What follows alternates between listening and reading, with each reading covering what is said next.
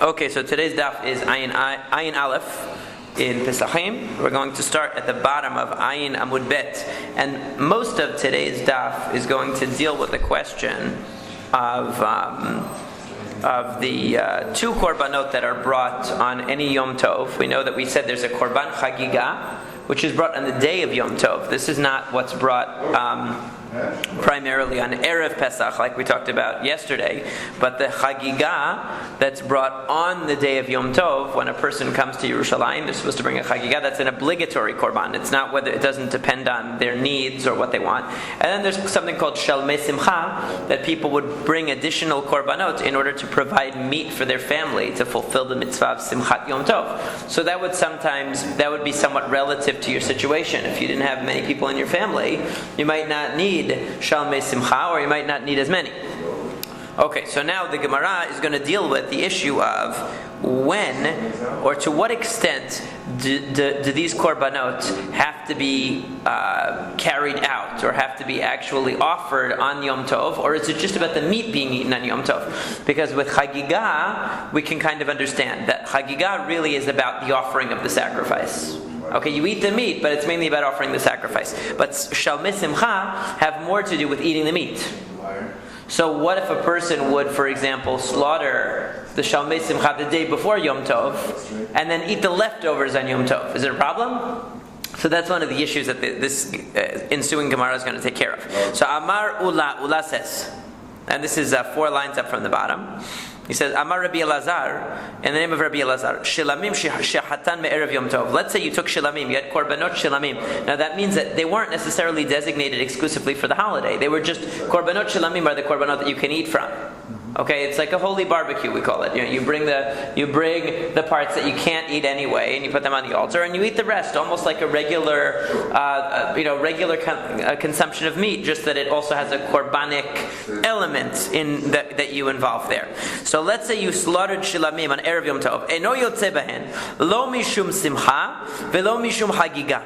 So according to Ula in the name of Rabbi Elazar, when a person slaughters korbanot on Erev Yom Tov, he cannot fulfill either of the 2 obligations he has. He can't fulfill the obligation of korban chagiga, because as we said, that's an obligatory korban that must be offered on the day of Yom Tov. Nor can he fulfill the mitzvah of shalmei simcha, because even though shalmei simcha, the extra korbanot that are there to provide meat, are mainly about eating the meat, the fact is that they have to be slaughtered on the day of Yom Tov. It has to be prepared, so to speak, l'shem, for the purpose of the Yom Tov, and therefore you can't do it the day before.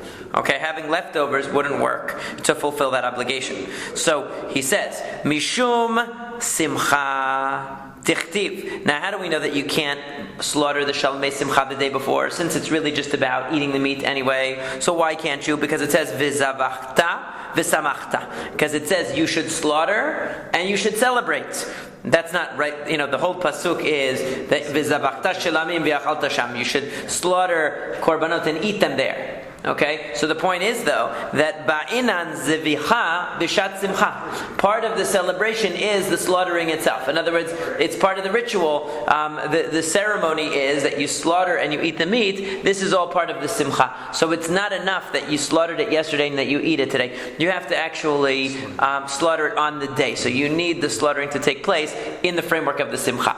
And chagiga. So why can't it fulfill the mitzvah of chagiga? That's a little bit easier to see. So we said you need ba'inan zvicha b'shat simcha veleka, so you don't have the slaughtering in the time of simcha. And mishum chagiga havei davar shebachova, chol davar shebachova ino ba'ela min hacholin. And why can't it serve as your korban chagiga? For a different reason. I mean, the reasons are related, because obviously if you slaughtered the chagiga the day before the holiday, obviously it's no good. But even on the holiday, you can't just take a korban shlamim that you had pre-designated and say, you know what, I'm going to use this for my korban chagiga. Why not? Because since it's an obligation that you have to bring the korban chagiga, it's not right to, it's like if you owe, let's say you owe money to somebody, you owe $100 to somebody, you can't bring the $100 to them and say, oh, I'm giving you $100, can I have some merchandise now? No, you owed me already $100. So you already owe this korban to the Beit HaMikdash. You can't come and say, oh, I'm going to use this korban on the day of Yom Tov to fulfill my obligation of korban chagiga. No, you already had that korban.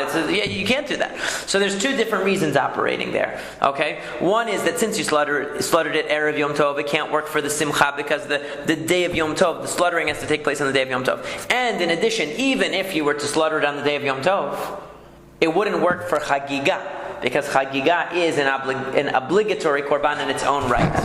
Okay, that's what Ula says in the name of Rabbi Elazar. So Lema Misayeh, maybe we can find support for this, because it says Vayita Ach Sameach. It says that you should be very happy. You should be extraordinarily happy on Sukkot, right? Lerabot le'lei Yom Tov Acharon l'Simcha, which includes that even the night after Sukkot, or as we would call it, the night of Shmini Atzeret, right? Even the night of Shmini Atzeret has the mitzvah of Simcha. You have to celebrate on the night of Shmini Atzeret. So, and we get that from Ach Sameach. You should be especially Sameach. So Ata Omer Lele Yom Tov Acharon. You're telling me that comes to include the night of Shmini Atzeret. O Eno Ela Lele Yom Tov Arishon. Maybe, yes, it's coming to include something, but what it's coming to include is not the night of Shmini Atzeret, but actually the night of Sukkot. In other words, normally the mitzvah of rejoicing on the Yom Tov is only the daytime. And here we're saying not only the daytime of Sukkot, but even the first night of Sukkot, you have to have Simcha, which would mean you would need to have meat, you would need to have wine, you would need to have everything that you would normally associate with Simcha. How do we know it's the Lele Yom Tov Acharon? How do we know it's only referring to the night of Shmini Atzeret? So the Talmud Loar, because the Pasuk says Ach. Okay, the word Ach means, Ach Sameach is emphasizing Halak, separate. In other words, it's only one of the nights. And Maitama, what's the reason why we say not the first night? So, in other words, the pasuk says Ach, which means to say that we are excluding something. So Ach Sameach is including, but it's also excluding. It's including the night of Shmini Atzeret. It's excluding the night of Sukkot. Okay? Now, still, we don't know why. We just know that it is. But it hasn't explained why yet. So the Gemara suggests, Maitama lav. My time, what's the reason? Lav mishum de'en lo b'mei yisameach. I'll tell you why. Why can't it be the first night of Sukkot? Very simple. Because when is he going to offer the korban to provide the meat to celebrate on the first night of Sukkot? He would have to do it on Erev Sukkot. And Erev Sukkot is not the holiday yet. And you just told me that in order to fulfill the mitzvah of Shalmei Simcha, of bringing korbanot that are going to give me the meat to bring me Simcha, even the slaughtering has to take place on Yom Tov. And obviously if it's Erev Sukkot, it's not going to work. So that's why. Whereas Shmini Atzeret, you could bring this Shalmei Simcha on the 7th day of Sukkot. It's holiday. Right? It's Chol HaMoed, but it's still a holiday. There's still a mitzvah of Simcha. And then I can bring the meat on the night of Shmini Atzeret. See? So maybe that's the reason. The Gemara says, Lo, that's not the reason. That's not the reason. In theory, maybe you really could slaughter the Shalmei Simcha on Erev Sukkot. Why then do you not have a mitzvah of Simcha on the first night of Sukkot? Kitatani Tama, as we learned, it says right in that particular Braita. It tells you explicitly what the reason is. What's the reason? Because it asks in the Mishnah or the Braita. I'm not sure actually if it's a Braita. I know that it appears in Masechet Sukkah. So because I remember it, but it could be that this part is a Braita. So the Braita itself says, why do you exclude the first night of Sukkot and include the first night of Shmini Atzeret? He says,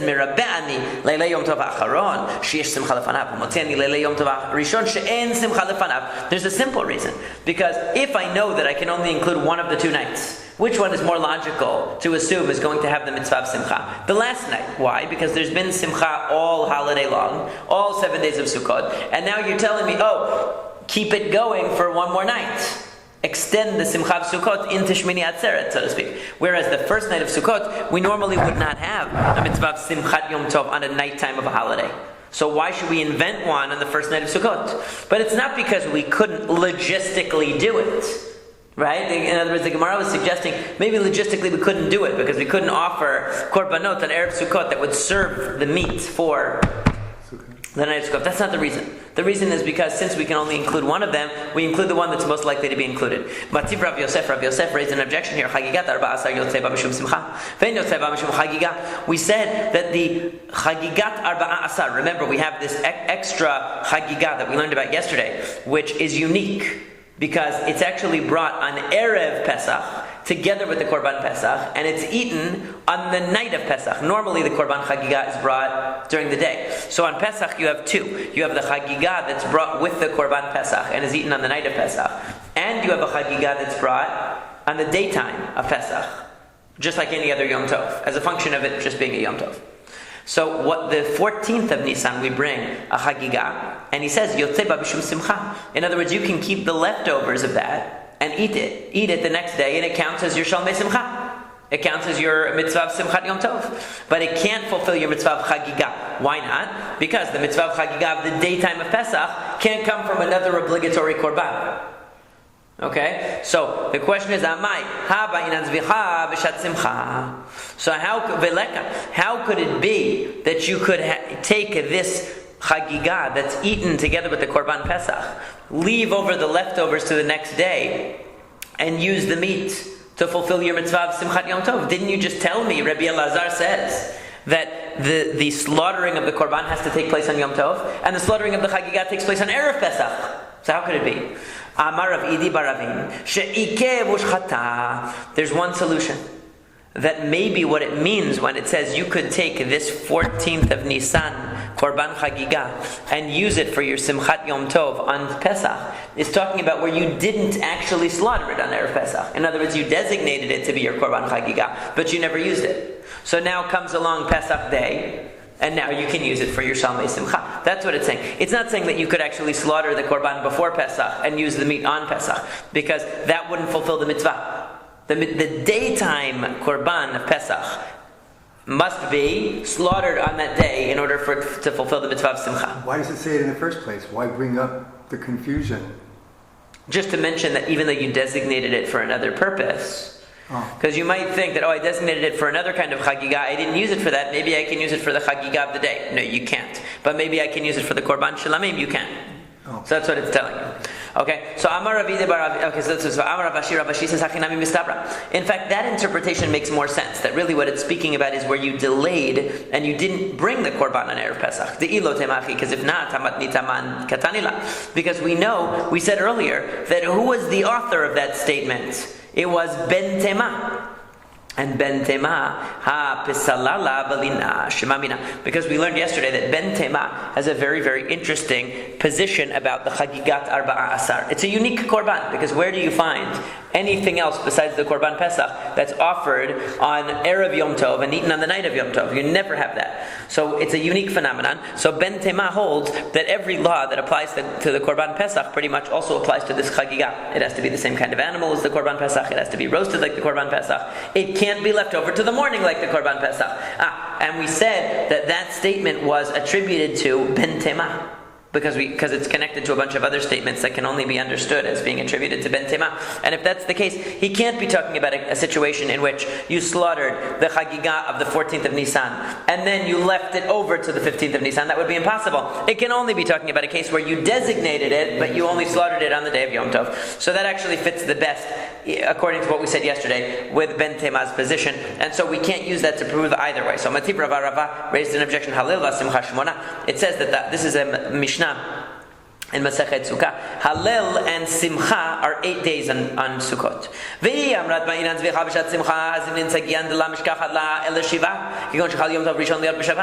Wait a second. How can you tell me that Hallel and Simcha means the bringing of Shalmei Simcha? How can you tell me that this is 8 days on Sukkot? It's 8 days, really? How could it be 8 days? That's impossible. Why is it impossible? Because one of the days is going to be Shabbat. And how can you bring a korban? You can't bring Shalmei Simcha on Shabbat. That's for sure. So he says, for instance, if the first day were to fall out on Shabbat, okay, so then you're going to end up with a situation where the first day and actually also the last day, right, will both be on Shabbat. You're not going to end up with a full contingent of Simcha in that case, and since we said that you can't actually slaughter the Shalmei Simcha the day before, and we know you can't slaughter it on Shabbat, you can only slaughter it on Yom Tov. So how are you going to fulfill the mitzvah of Shalmei Simcha? And yet it says 8 days you're going to have the Shalmei Simcha, but that's not really true, because it couldn't possibly be. Because if it falls out on Shabbat, then you're going to have to either slaughter it beforehand or not do it at all. So we go back to leftovers? So you're going to have to use leftovers, right? So Amar Rav Huna B'Reid Rav Yehuda Misamecho B'Seirei HaRegalim. It must mean that what is the simcha going to be on those days? On the days where Yom Tov falls on Shabbat, the simcha is going to be with Seirei Regalim. It's going to be with the goats that were offered as the Korban Chatat in the Musaf of Yom Tov. Because since the Musaf of Yom Tov is offered anyway, and there's some meat that's eaten from the Musaf of the Yom Tov. So that's what you're going to have to fulfill the simcha with. But then Amar Rava says, but there's two reasons why I can't accept that answer. Because chadat haregalim, chay nechalin, tzali en nechalin. For v'simcha b'chay leka. Because first of all, the kohanim can't roast that meat. They can't cook the meat of the sirei haregalim if it falls out on Shabbat. If Yom Tov falls out on Shabbat, and they bring these sirim, they bring these goats as part of the sin offering. So the kohanim, they eat it. It's the public sin offering. The kohanim eat it. So they eat it, but they have to eat it raw. Why? Because you can't cook it on Shabbat. Since it's for their personal use, right? They can't cook it on Shabbat. And that's not simcha. They're doing that only out of a sense of duty. That's not going to be simcha. And moreover, the kohanim will be eating that meat. But what about the Israelim? What about the regular Jews who don't eat the meat of these korbanot? These are korbanot that can only be eaten by the kohanim.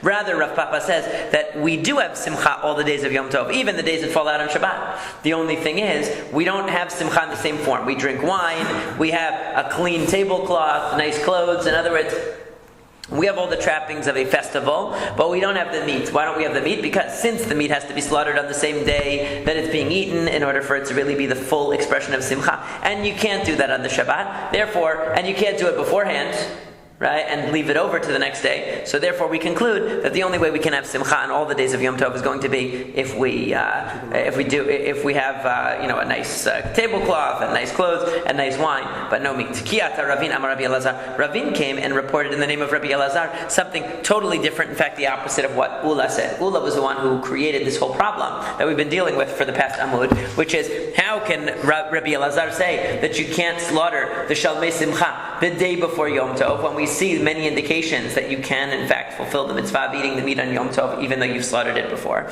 And Ravin comes and saves us because he brings a different report in the name of Rabbi Elazar.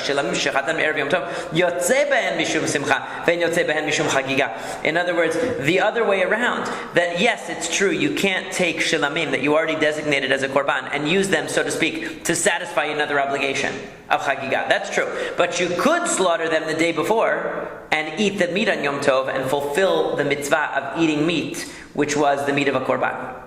Okay, even though you slaughtered them before. So this is contrary to what we've been saying up till now. Up till now we've been saying that the slaughtering has to take place on the same day. It has to take place on the day of Simcha. Now we're saying, no, you could slaughter it the day before and only consume it on the day. This is a different report of Rabbi Elazar. This is actually how the halakha is codified. Okay? So what's the reason? So why are you allowed to fulfill the mitzvah of simcha with something that was slaughtered the day before? Because we don't require that the slaughtering be at the time of simcha. Not required. V'lo mishum chagiga, and you can't fulfill the mitzvah of chagiga with it because because we said that you can't use something that you already designated as a korban to fulfill another korbanic obligation. So we keep that rule is still in place. But the issue of simcha, now we're saying you could slaughter it the day before and be fine. We raised an objection. Now what the Gemara is going to do now is revisit everything that it just said, but now try to use it to flip it around, like it often does. How is it going to flip it around? It says,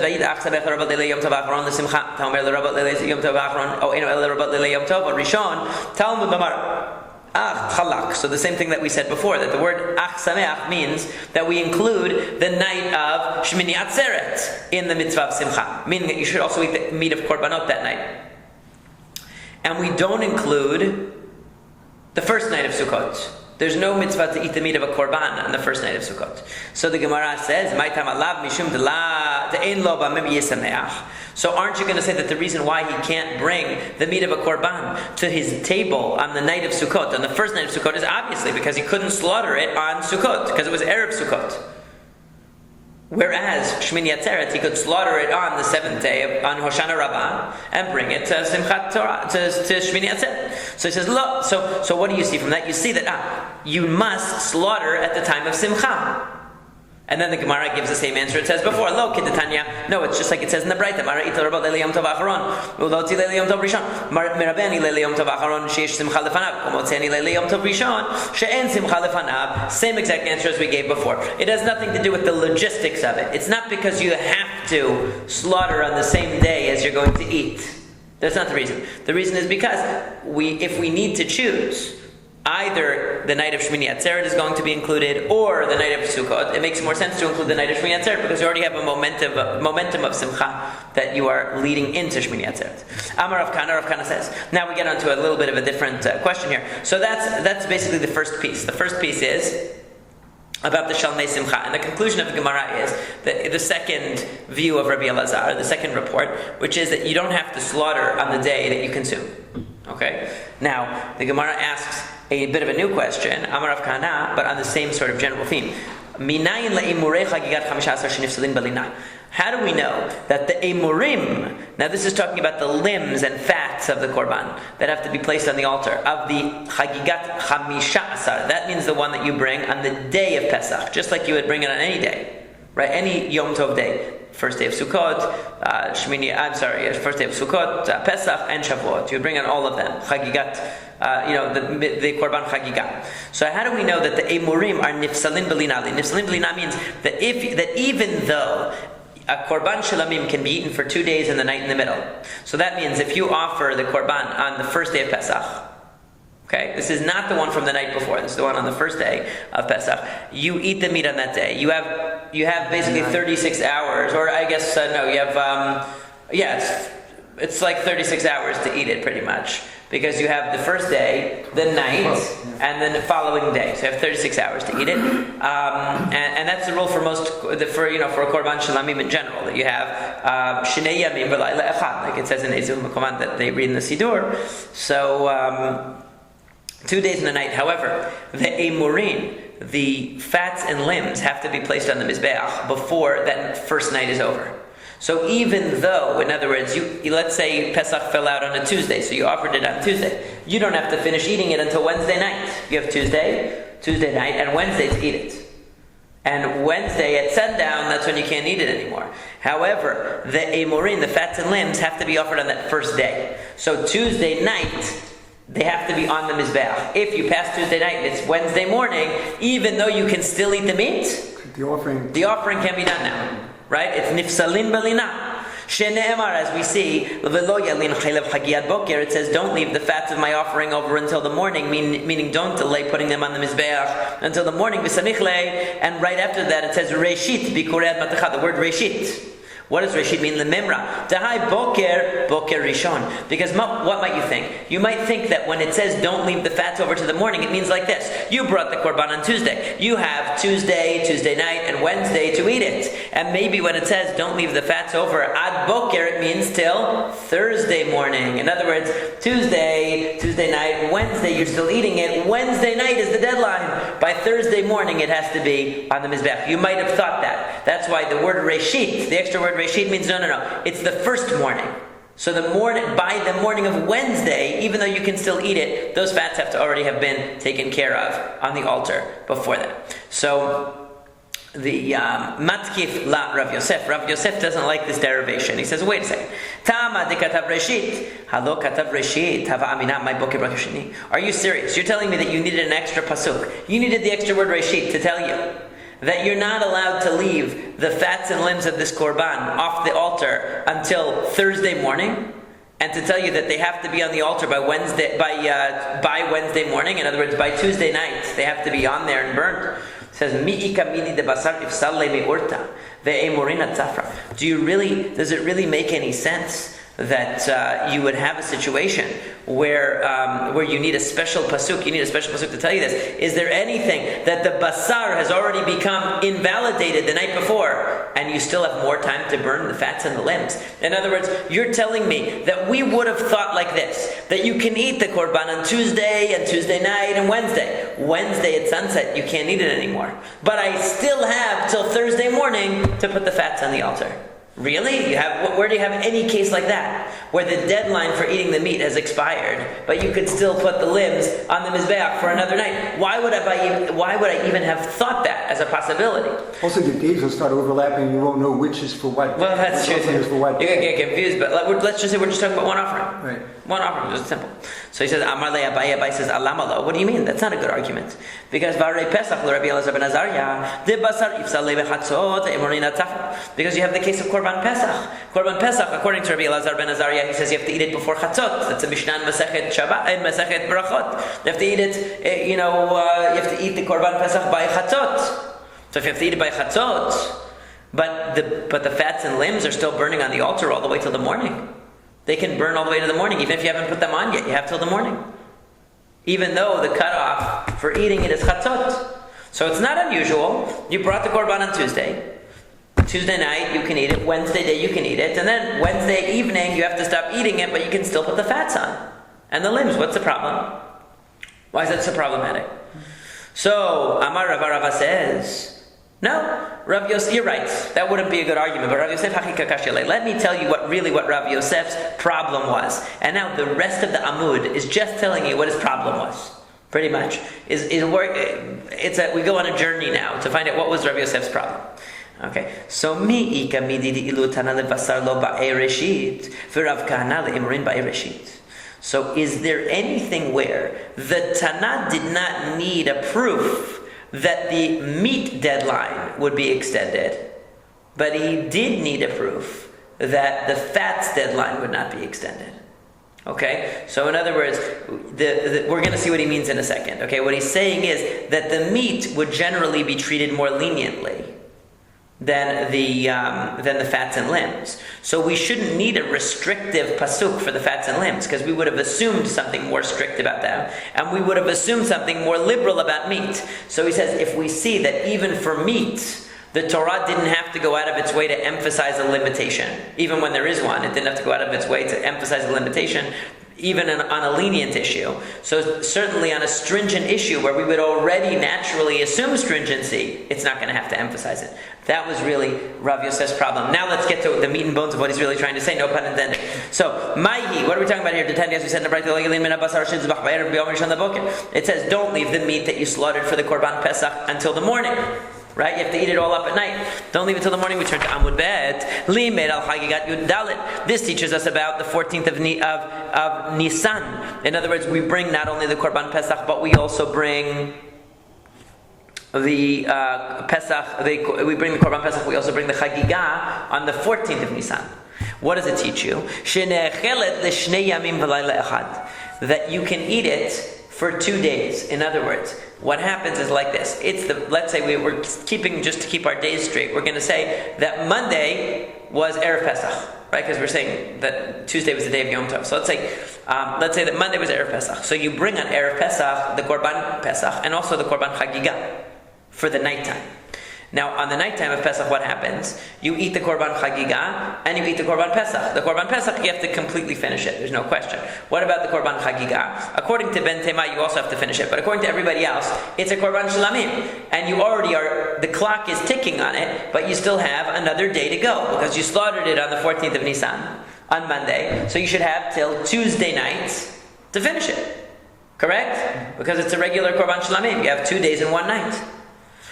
And the Braita is interpreting the statement where it says, Lo yalin min habasar asher tizbach ba'erev bayom harishon laboker. Don't leave it till the first day, meaning the first day of the holiday, laboker, in the morning. It says it twice, bayom harishon laboker. It's superfluous because it already is talking about the evening, and it says don't leave it till the first day in the morning. Why does it have to say it twice?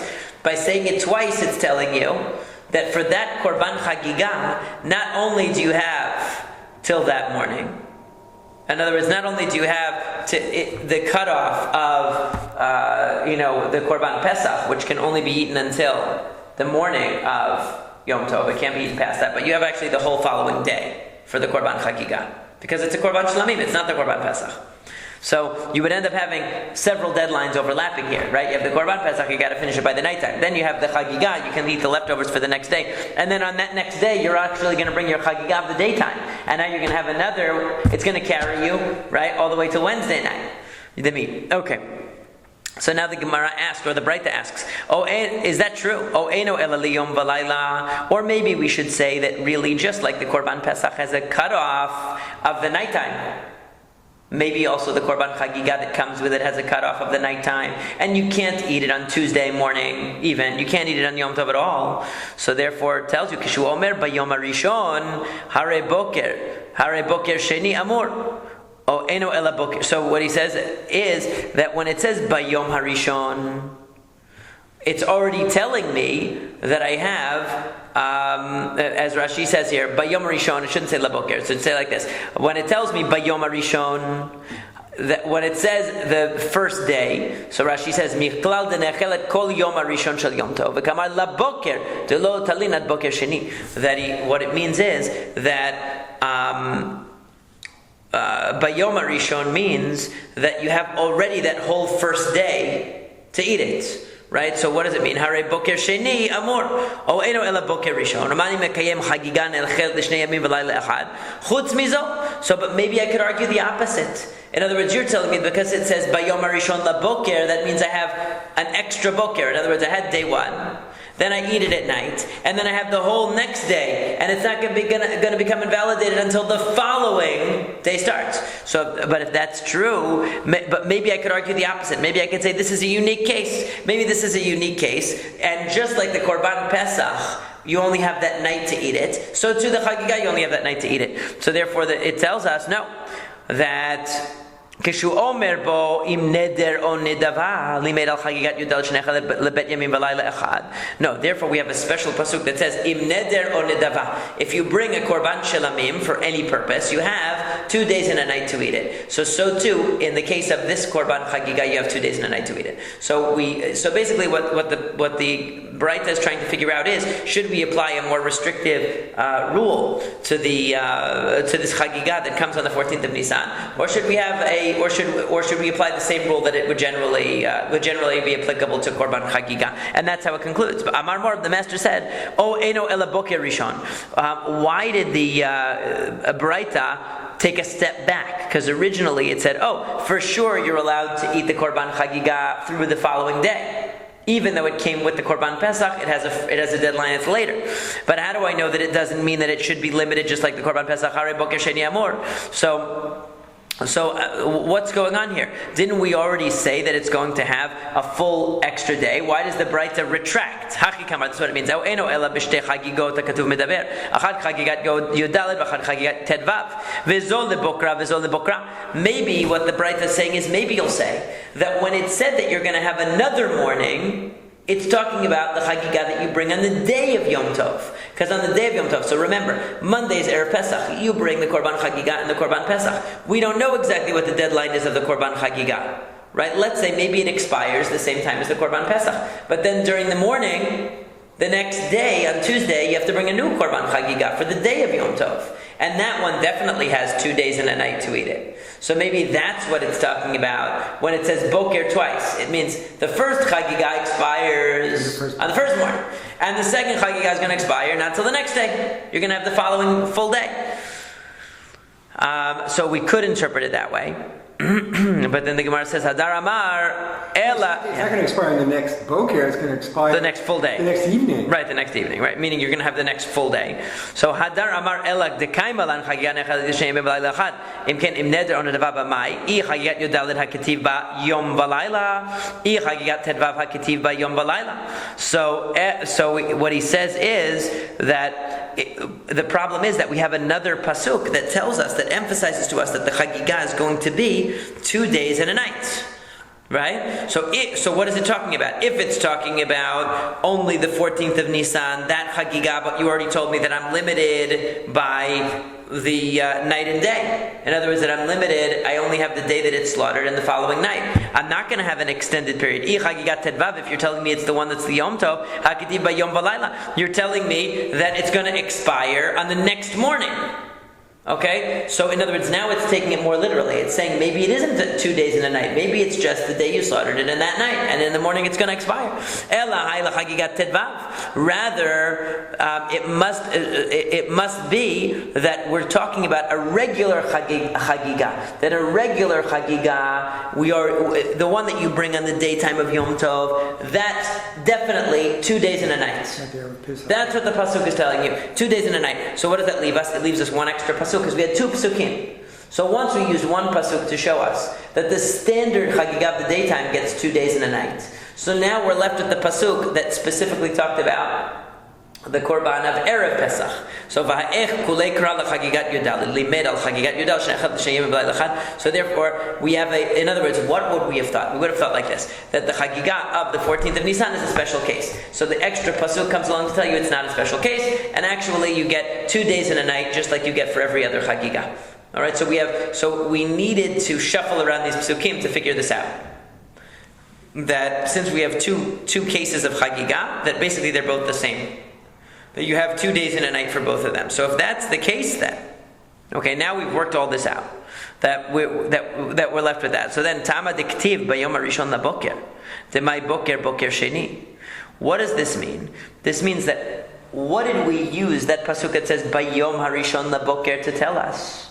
We used the pasuk of bayom harishon laboker to tell us that you get 2 mornings, right? You get 2 days because it's doubled up by Yom Harishon Laboker. It's not just that you get up till that first. You have the first day, the first night, and up till the second day, but you get the whole next day. Right? You get the whole thing. So if that's true, so hakol echad dichtiv boker stama boker rishon. The implication is, if all the Torah had said was don't leave the meat until the morning, and it hadn't said bayom harishon laboker, we would have only assumed 1 day. We wouldn't have assumed 2 days. Right? It's the extra language that gives us 2 days. Correct? In other words, just saying boker would mean 1 day. Saying bayom harishon laboker is 2 days. Why can't it mean the morning of the next day? Baboker. The next day, baboker. Right, but that could be a cutoff. The question is that right, that's a cutoff. Okay. That would be the cutoff then. So then it's only... But since it says it twice, by Yom Harishon Laboker, it's telling you get the whole next day. Not just up till the morning, we get the whole next day. So, but that shows you that Boker by itself would just mean you get up to the next day. You don't get that actual next day. So, but if that's the case, so then, what's the problem? This was Rav Yosef's problem. So we see then, that you're telling me that if I didn't have the word Reshit, what would I have thought? I would have thought that when you offer the chagiga on the first day of Pesach, let's say it's Tuesday again, right? That you would have thought that, you told me you need a special pasuk to tell me that I have to get those limbs on the altar by Tuesday night. I have to. Okay, I can eat the meat through Wednesday, but I have to get the limbs on the altar by Tuesday night. But wait a second, why would I need an extra pasuk of Reshit to tell me that? My assumption would be, automatically, that I'm going to have to get them on before the first morning. I wouldn't assume that I had all the way through to the next day, unless I had a pasuk to tell me that. So I don't need a limiting pasuk, Rabbi Yosef is saying. I don't need a limiting pasuk of Reshit, because the stam, the plain meaning of laboker is the first morning.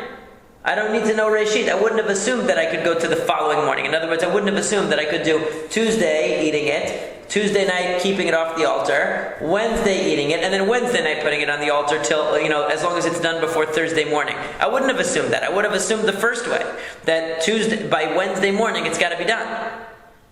I don't need a pasuk of Reshit to tell me that. And that's basically what Rav Yosef's difficulty was. He said that in this case we would have assumed a more limited interpretation. What's the proof that we would have assumed a more limited interpretation? Because we see that the Braita had to use an extra word to extend the interpretation. When it came to eating, the pasuk had to be Bayom Harishon Laboker, an emphatic extra word to teach you that it's not just up until the first morning you encounter, but it's all the way through the day. Okay, so too here, you wouldn't have assumed an extension without the extra word. You would have assumed the most restrictive interpretation. Anyway, and that's why Rav Yosef says you really don't need that extra word of Reshit. And that's the end.